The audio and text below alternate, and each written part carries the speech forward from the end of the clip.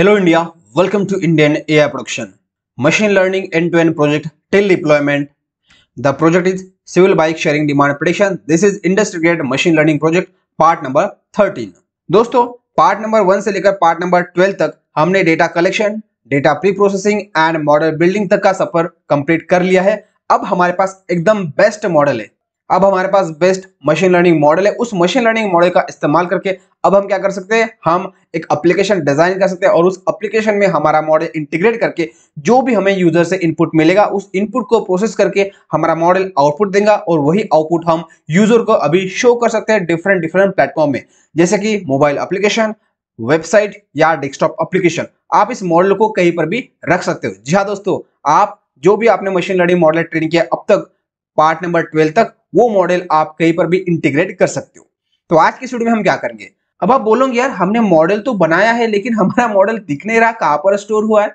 ऐसा सवाल आपके दिमाग में आ गया होगा, बिल्कुल आएगा। और आप ये भी बोलोगे यार हमें एंड्रॉइड एप्लीकेशन में डिप्लॉय करना है या वेबसाइट में डिप्लॉय करना है तो हमें उस मॉडल को कहीं तो लेके जाना पड़ेगा ना, तो वहां पर हम किस तरीके से प्रेडिक्शन करेंगे, ये भी आपके दिमाग में सवाल आ रहा होगा। तो ये सवाल बिल्कुल आना चाहिए और ये सवाल उसी को आएगा जो इंथुजियास्ट है, जिसको लगता है कि यार हम किस तरीके से हमारा मशीन लर्निंग मॉडल का इस्तेमाल करके हम डिफरेंट डिफरेंट प्रॉब्लम सॉल्व कर सकते हैं। तो यार यही सवालों का जवाब आज की वीडियो में मिलने वाला है। तो हमारा मेन आज का एजेंडा क्या होगा, हमारा मेन एजेंडा यही होगा कि हमारा जो भी ट्रेन हुआ मॉडल है, बेस्ट मशीन लर्निंग मॉडल, उसको हम किस तरीके से सेव करेंगे। आप जहां पर सेव करना चाहते हो वहां पर आप सेव कर सकते हो, जिस फॉर्मेट में करना चाहते हो आप उस फॉर्मेट में कर सकते हो। और उसी के साथ आप बोलेंगे हमने तो सेव कर लिया, सेव करने के बाद हम उसको लोड कैसे करेंगे और फिर से दूसरी जगह पर किस तरीके से प्रेडिक्ट करेंगे, तो इसके बारे में भी आज की वीडियो में हम पूरे डिटेल में बात करेंगे। तो चलो यार जंप करते हैं हमारे जुपिटर नोटबुक के ऊपर।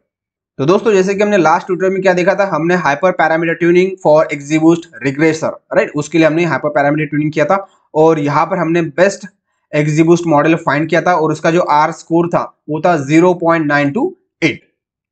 अब यहाँ पर हमारा बेस्ट मॉडल मिल चुका है। अब हमें क्या करना है, इस मॉडल को हमें सेव करना पड़ेगा ना, तभी तो हम कई जगह पर जाकर इन्फ्रेंस करेंगे या प्रेडिक्शन करेंगे।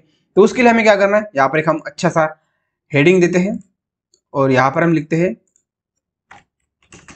Save ML best model. यहाँ पर हमारा बेस्ट मॉडल रहेगा, उसको हम सेव करेंगे। तो सबसे पहले आपको समझना पड़ेगा दो लाइब्रेरी के बारे में, आपको मशीन लर्निंग मॉडल को सेव करना हो तो, एक है पिकल और दूसरे है जॉबलिब लाइब्रेरी, राइट। तो इसके ऊपर मैंने स्पेशल ट्यूटोरियल बनाया है, आप यूट्यूब में जाओगे और सर्च करोगे save and load ML model Indian AI production, तो आपको ये 14 मिनट का 14.25 मिनट का वीडियो मिलेगा। इस वीडियो को आप देख लो, इस वीडियो में आप पूरे डिटेल में समझ लोगे कि भाई किस तरीके से हमें मशीन लर्निंग मॉडल को सेव करना है, लोड करना है यूजिंग टू डिफरेंट लाइब्रेरी, एक है पिकल लाइब्रेरी और दूसरी है जॉबलिब लाइब्रेरी। तो आप दोनों का इस्तेमाल कर सकते हो मशीन लर्निंग मॉडल को सेव करने के लिए। आज की वीडियो में हम ओनली पिकल लाइब्रेरी का इस्तेमाल करेंगे, राइट, लेकिन आप जानना चाहते हो जॉबलिब का तो इस वीडियो को आप रेफर कर सकते हो। इसके आपको डिस्क्रिप्शन बॉक्स में भी लिंक मिल जाएंगे या आप यूट्यूब में भी सर्च कर सकते हो। तो यहाँ पर अभी हमें क्या करना है, सबसे पहले हम इंपोर्ट करेंगे, किसको इंपोर्ट करेंगे, हम इंपोर्ट करेंगे पिकल लाइब्रेरी को, राइट। उसी के साथ हम एक दूसरी लाइब्रेरी को इंपोर्ट करेंगे, उसका नाम है ओएस, राइट, ऑपरेटिंग सिस्टम। अब हमें क्या करना है, सबसे पहले हमें मॉडल कौन सी जगह पर स्टोर करना है, उस जगह का हमारे पास यहाँ पर पाथ होना चाहिए। तो यहाँ पर मिलता है dir मतलब डायरेक्टरी। अब यहाँ पर हमें डायरेक्टरी का पाथ होना चाहिए। तो आपको क्या करना है, जो भी आपका प्रोजेक्ट डायरेक्टरी होगी वहां पर एक नया फोल्डर बनाना है जिसका नाम रहेगा मॉडल्स। ये हमारी प्रोजेक्ट डायरेक्टरी है। तो यहाँ पर अभी हमें क्या करना है, एक नया फोल्डर बनाना है। तो यहाँ पर मैं एक फोल्डर बना रहा हूँ न्यू, और यहाँ पर हम लेते हैं मॉडल्स, राइट। अब इस मॉडल के ऊपर क्लिक करते हैं और इसका यहाँ से हम पाथ को कॉपी करते हैं। कॉपी करने के बाद यहाँ पर हम क्या करते हैं, एक स्ट्रिंग लेते हैं और यहाँ पर इसको पेस्ट कर देते हैं। अब स्ट्रिंग के सामने यहाँ पर मतलब डबल कोटेशन के पहले यहाँ पर आर लिख लेना ताकि हमारा मॉडल इसको एज अ रॉ स्ट्रिंग करके कंसिडर करेगा। अब हमें क्या करना है, हमारे मॉडल के फाइल का नाम यहाँ पर हमें देना है। तो यहाँ पर मैं लेता हूँ मॉडल फाइल, या यहाँ पर लेता हूँ या model file name equals to, यहाँ पर आप कुछ भी नाम दे सकते हो, लेकिन ऐसा नाम दो ताकि जो भी बंदा उसको लोड करेगा, मतलब जो डिप्लॉयमेंट टीम है, उसको इस मॉडल के बारे में समझ में आना चाहिए। जैसे फाइल का नाम पढ़ेगा तो उसको समझ में आना चाहिए कि भाई ये क्या है। तो यहाँ पर हम क्या करते हैं, हमारा एक्जीबूस्ट मॉडल है तो यहाँ पर हम एक्जीबूस्ट रिग्रेसर लेते हैं, एक्सजीबूस्ट रिग्रेसर। उसके बाद यहाँ पर एक अच्छी चीज ये है कि भाई इसका आर स्कोर जो भी एक्यूरेसी जो भी मैट्रिक्स है वो कैसा था, ये भी हमें मेंशन करना बहुत अच्छी बात है। तो यहाँ पर हमारा R2 को हम कंसिडर कर रहे हैं, तो R2 यहाँ पर कितना हमारे पास है 0.928। तो यहाँ पर मैं लेता हूँ 0 पॉइंट तो हम नहीं दे सकते, तो यहाँ पर लेंगे 928। ओके, उसके बाद हमारे मॉडल का वर्जनिंग करना बहुत अच्छी बात है, तो यहाँ पर मैं लेता हूँ V1। मान लो इन फ्यूचर ये मॉडल हमारा अच्छा था, ये मॉडल अच्छा परफॉर्मेंस नहीं दे रहा, तो हम फिर से हमारे इस नोटबुक फाइल को एग्जीक्यूट करेंगे और कुछ हम पैरामीटर ट्यूनिंग करेंगे या डेटा प्री प्रोसेसिंग करेंगे और एट टाइम में एक मॉडल मिलेगा, तो उस मॉडल को हम नाम देंगे V2, राइट। तो इसलिए हमें मॉडल को वर्जनिंग करना बहुत जरूरी है। नेक्स्ट, यहाँ पर अभी हमारे फाइल का एक्सटेंशन क्या होना चाहिए, तो यहाँ पर हम लेते हैं डॉट।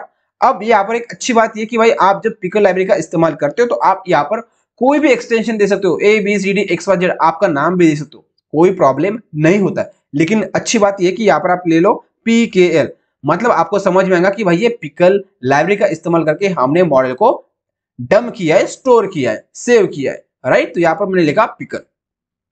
अब हमारे मॉडल के फाइल का पूरा पाथ हमें यहाँ पर क्रिएट करना पड़ेगा, तो यहाँ पर हम लेते हैं model underscore file underscore path. इस पाथ को प्रॉपर कंप्लीट करने के लिए यहाँ पर एक लाइब्रेरी का हम इस्तेमाल करेंगे जिसका नाम है os.path.join। तो ये क्या करेंगे, ये फंक्शन क्या करेगा, ये डायरेक्टरी का नाम लेगा, राइट। तो यहाँ पर हम डायरेक्टरी का नाम कॉमा यहाँ पर हमारे फाइल का नाम लेगा और उसके बाद ये पूरा का पूरा पाथ करके हमें क्रिएट करके दे देगा। आप इसको एग्जीक्यूट करके भी देख सकते हो। चलो आपको यहाँ पर मैं दिखाई देता हूँ, तो देख सकते हो ये पूरा का पूरा पाथ हमारा अभी क्रिएट हो चुका है मॉडल का। अब इस पाथ का इस्तेमाल करके हम क्या करेंगे, हमारे मॉडल को डंप करेंगे, बेसिकली सेव करेंगे। तो यहाँ पर सेव करने के लिए हमारे पास लाइब्रेरी क्या है, पिकल। यहाँ पर आपको लिखना पड़ता है DUMP डंप, मतलब जो भी हमारा मॉडल का डेटा है उसको अभी हम डंप करेंगे, राइट, बेसिकली बाइनरी फॉर्मेट में। तो यहाँ पर हमने लिखा डंप और यहाँ पर आपको क्या करना है, डंप को हम कौन से पैरामीटर दे सकते हैं, तो यहाँ पर हम इसको देख सकते हैं ऑब्जेक्ट, फाइल, प्रोटोकॉल, ऐसे बहुत सारे पैरामीटर्स है। सबसे पहले आपको क्या करना है, आपका ऑब्जेक्ट मतलब आपका मॉडल, ये हमारा एक्सिबूस्ट मॉडल है, यहाँ पर मैं ट्रेन किया था, तो ये हमारे मॉडल का नाम यहाँ पर हम दे देंगे, राइट। उसके बाद हमें यहाँ पर फाइल का नाम देना है, लेकिन फाइल का नाम कैसे देना है, हमें यहाँ पर पहले उसको ओपन करना है, ओपन। उसके बाद हमारा फाइल का नाम यहाँ पर जाएगा और हमें क्या करना है, हमें सबसे पहले फाइल को राइट करना है। तो राइट किस फॉर्मेट में, बाइनरी फॉर्मेट में। तो यहाँ पर हमने लिखा बाइनरी बी, राइट। तो इस तरीके से अभी हमारे मॉडल को हम सेव करेंगे। तो यहाँ पर एग्जीक्यूट करके देखते हैं, हमारा मॉडल अभी सेव हो चुका है। आप बोलोगे सच में हमारा मॉडल सेव हुआ है, तो आपको देखना है, तो जो हमारा मॉडल फोल्डर था ना, उस फोल्डर को हम क्लिक करते हैं तो देखो हमारा मॉडल यहाँ पर सेव हो चुका और इसकी साइज कितनी है, 4.12 MB। तो इस तरीके से हमारा मॉडल सेव होता है। अब हम हमारे मॉडल को लोड करके देखते हैं। ये तो हो गया हमारा भाई रिसर्च वर्क, राइट। इसको रिसर्च वर्क ही बोलते हैं क्योंकि हम यहाँ पर हिट एंड ट्रायल करते हैं और हमारे को बेस्ट मॉडल निकालना है हमारे डेटा के हिसाब से, राइट। तो ये हो गया हमारा रिसर्च। अब हम क्या करेंगे, अब हमारे नेक्स्ट स्टेप आते हैं डिप्लॉयमेंट। जी हाँ दोस्तों, अब हम घुस चुके हैं डिप्लॉयमेंट फेज में, क्योंकि अभी हमने मॉडल को तो सेव कर लिया, अब उसको हमें लोड करना पड़ेगा। आप जहां पर उसको लोड करना चाहते हैं अब वहां पर कर सकते हो, लेकिन यहाँ पर जस्ट आपको डेमोन्स्ट्रेशन करना है, तो इसीलिए हम क्या करेंगे, जुपिटर नोटबुक में ही लोड करेंगे। लेकिन आप डिफरेंट प्लेटफॉर्म में उसको लोड कर सकते हो, उसके लिए भी हम आगे बात कर सकते हैं। तो यहाँ पर भी क्या करना है, हमें एक नया एक जुपिटर नोटबुक क्रिएट करना है जहां पर हम मॉडल को लोड करेंगे। बेसिकली उसको बोलते हैं इन्फ्रेंस। तो यहाँ पर एक न्यू के ऊपर क्लिक करते हैं और यहाँ पर पाइथन 3 हमारा जो एनवायरमेंट है वो है IPY कर्नल। तो इस एनवायरमेंट के साथ हम एक नई नोटबुक फाइल क्रिएट करते हैं, इसको यहाँ पर नाम देते हैं इन्फ्रेंस, राइट। आप कुछ भी नाम दे सकते हो, लेकिन इन्फ्रेंस लिखना सही है। इंडस्ट्री में जब हम प्रेडिक्शन करते हैं तो उसको इन्फ्रेंस ही बोलते हैं, तो आपको यहाँ पर इन्फ्रेंस नाम लेना पड़ेगा। तो यहाँ पर हम क्या करते हैं, इंपोर्ट करते हैं कुछ पैकेजेस को। कौन से पैकेज, जिस पैकेजेस का इस्तेमाल करके हमने हमारे मॉडल को सेव किया था वही पैकेजेस यहाँ पर हमें चाहिए। तो यहाँ पर हम इंपोर्ट करते हैं पिकल। ध्यान रखना है पिकल लाइब्रेरी को, बेसिकली पैकेज को आपको एक्स्ट्रा इंस्टॉल करने की जरूरत नहीं रहती, वो बाय डिफॉल्ट आपके सिस्टम में रहता है। जब आप एनाकोंडा का इस्तेमाल करते हो ना, तो वही एनवायरनमेंट में ये बाय डिफॉल्ट रहता है। उसी के साथ आप इंपोर्ट करो ओएस को, ये भी पैकेज बाय डिफॉल्ट रहते हैं पाइथन के साथ, तो आपको एक्स्ट्रा इसको इंस्टॉल करने की जरूरत नहीं है। अब यहाँ पर हमें एक्सिबूस्ट मॉडल को भी इंस्टॉल करने की जरूरत नहीं। जी हाँ दोस्तों, हमें अभी उसकी कोई जरूरत नहीं, क्योंकि हमने उसको बाइनरी फॉर्मेट में कन्वर्ट कर लिया था पिकल लाइब्रेरी का इस्तेमाल करके। तो यहाँ पर हमें एक्सिबूस्ट लाइब्रेरी की भी जरूरत नहीं है। तो इस तरीके से हम इसको लोड करेंगे पैकेजेस को। अब हमारे मॉडल को हमें लोड करना है। मॉडल को लोड करने के लिए हम क्या करेंगे, फिर से पिकल लाइब्रेरी का सहारा लेंगे। पिकल डॉट, यहाँ पर मेथड है लोड, तो इस लोड मेथड का इस्तेमाल करके हम क्या करेंगे, हमारे मॉडल को लोड करेंगे। तो लोड करने के लिए यार हमारे मॉडल का पाथ तो हमारे पास होना चाहिए ना। तो सबसे पहले अभी हम क्या करेंगे, यहाँ पर हम लेते हैं मॉडल पाथ, राइट। तो यहाँ पर हम लेते हैं मॉडल पाथ, और हमारा मॉडल पाथ कहाँ पर है, यहाँ पर हमारे मॉडल का पाथ है। तो सबसे पहले हम मॉडल का पाथ लेते हैं स्ट्रिंग फॉर्मेट में। यहाँ पर आपको आर लिखना पड़ेगा, मतलब रॉ स्ट्रिंग फॉर्मेट में, और यहाँ पर स्लैश देके हमारे मॉडल का पूरा नाम लिखना पड़ेगा विथ एक्सटेंशन। तो यहाँ पर हमारे मॉडल का नाम मैं ले लेता हूँ। देख सकते हो यहाँ पर हमारे मॉडल का एक्सटेंशन क्या है, .pkl। तो यहाँ पर हमारे मॉडल का पाथ आ चुका है, तो इस पाथ को हम यहाँ पर दे देते हैं। देने से पहले यहाँ पर हमें ओपन करना पड़ेगा इस फाइल को, ओपन। यहाँ पर हमने दिया मॉडल का पाथ डॉट, और यहाँ पर हमें किस फॉर्मेट में ओपन करना है, रीड बाइनरी फॉर्मेट में हमें उसको ओपन करना है। तो यहाँ से हमारा मॉडल ओपन हो जाएगा। अब इस मॉडल को हम एक वेरिएबल को असाइन करते हैं, तो यहाँ पर हम लेते हैं मॉडल इक्वल्स टू, राइट। तो यहाँ पर हमारा मॉडल आ चुका है। अब इसको हम एग्जीक्यूट करेंगे, तो देखो यहाँ पर हमारा मॉडल सक्सेसफुली लोड हो चुका है। अब हमें करना है प्रेडिक्शन। तो प्रेडिक्शन करने के लिए सेम टेक्निक है यार, मॉडल का नाम ले लो डॉट प्रेडिक्ट, दैट सिंपल। अब यहाँ पर हमें डेटा लगेगा ना, तो यहाँ पर आपको डेटा चाहिए, तो फिर से हम इस नोटबुक में आते हैं फिलहाल के लिए। बट जब हम इन्फ्रेंस करेंगे एक्चुअली, तो यहाँ पर हमें जो भी यूजर से डेटा मिलेगा, उस यूजर के डेटा को हमारा जो मॉडल जिस फॉर्मेट में उसको कंज्यूम करता है, उस कंज्यूमेबल फॉर्मेट में कन्वर्ट करना पड़ेगा। उसके बाद हमारा मॉडल सही तरीके से प्रेडिक्शन दे पाएगा। उस प्रोसेस को आपको समझना है, तो उसके लिए हम सेपरेट वीडियो बनाएंगे नेक्स्ट वाला। तो अभी फिलहाल के लिए हम क्या करेंगे, जो भी हमारे पास डेटा था, एक्स टेस्ट डेटा, यहाँ पर हमारे पास एक्स अंडरस्कोर टेस्ट डेटा था हमारे पास, जिसको हमने स्केल किया था। तो वहां पर हम क्या करेंगे, अब 0th रो का ऑल कॉलम्स ले लेंगे। तो यहाँ पर देखो हमारे पास ये डेटा आ चुका है, तो इसको हम कॉपी करेंगे यहाँ से, बेसिकली लिस्ट फॉर्मेट में है, और यहाँ पर हमारे मॉडल को इसको हमें देना है। तो यहाँ पर आपको लेना पड़ेगा लिस्ट, उसके अंदर ये डेटा आपको देना पड़ेगा। तो देखो हमारे मॉडल ने क्या वैल्यू प्रेडिक्ट किए, अप्रोक्सीमेटली 0.8, मतलब रेंटेड बाय काउंट यहाँ पर 1 है। जो यहाँ पर हमें आउटपुट मिला रेंटेड बाय काउंट 0.8, तो सच में यार हमारे मॉडल ने सही प्रेडिक्ट किया या आपके दिमाग में कुछ सवाल आ रहा होगा। चलो यार हम क्या करते हैं, हमारा जो ग्राउंड ट्रूथ है उसके साथ कंपेयर करके देखते हैं। तो हमारा ग्राउंड ट्रूथ एक्स टेस्ट में है, एक्स टेस्ट में हमारा इंडिपेंडेंट वेरिएबल है, और वाई टेस्ट में हमारे डिपेंडेंट वेरिएबल है। तो यहाँ पर मिलता है वाई टेस्ट, कॉल करता हूँ इसको मैं। तो यहाँ पर आप देख सकते हो 0th इंडेक्स पे, बेसिकली यहाँ पर इंडेक्स अलग है, बट ये 0th इंडेक्स पे आप समझ लो कितनी वैल्यू है, 0 वैल्यू है। तो इसलिए हमारे मॉडल ने भी यहाँ पर 0.8 दिया, तो ये भी हमारे 0 वैल्यू है। तो हमारा मॉडल सही तरीके से प्रेडिक्शन कर रहा है, ये हमें समझ में आ रहा है। अब आप बोलोगे यार हमारे मॉडल को हमें मल्टीपल इनपुट देने, तो ये हो गया हमारा एक सैंपल, राइट। ये हमारा एक सैंपल हो गया, हमारे मॉडल को मल्टीपल सैंपल देने, तो कोई दिक्कत नहीं यार, आप क्या करो मल्टीपल सैंपल भी दे सकते हो। तो यहाँ पर मैं जस्ट डेटा यहाँ पर एक वेरिएबल क्रिएट कर लेता हूँ, डेटा, और यहाँ पर हमें लिस्ट में देना है, राइट। तो लिस्ट में हमें एक लिस्ट देंगे। तो ये हमारा डेटा है जो भी हमने यहाँ पर लिया है, तो इसको मैं लेता हूँ। तो ये हमारा एक सैंपल हो चुका है। हमें दूसरा सैंपल चाहिए, तो यहाँ पर आपको कॉमा देना पड़ेगा, और यहाँ पर मैं x0 है, तो अब वो जाता हूँ मैं, और यहाँ पर मैं x1 लेता हूँ। एग्जीक्यूट करते हैं, तो हमें यहाँ पर दूसरा सैंपल मिल चुका है। तो इसको भी हम कॉपी करते हैं, और यहाँ पर हम पेस्ट कर लेते हैं दूसरा सैंपल।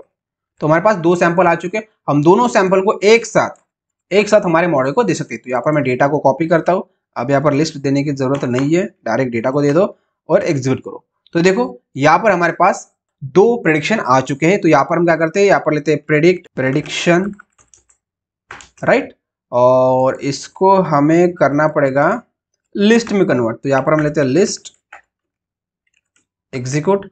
तो देख सकते हो हमारे पास इस तरीके का आउटपुट आ चुका है 0.8 एंड 1129।